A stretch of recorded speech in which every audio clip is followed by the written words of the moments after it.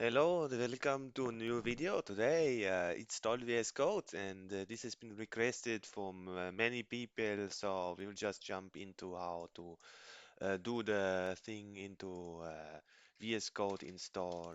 Very easy for some people, but it's just let's show how to do it. So we are on Windows. You can also download like this, but we will just go here and then it will download the setup.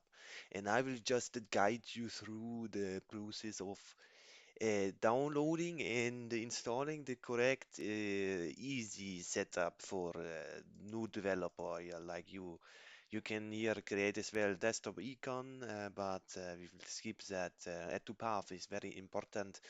I'm going to additional video about the path variable where you can use that.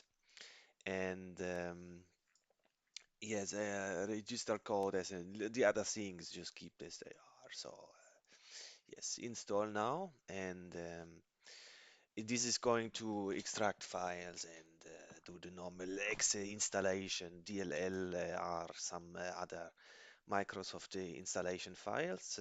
So should not take so long. And after we did this, then the Visual Studio Code, the Visual Studio will be installed.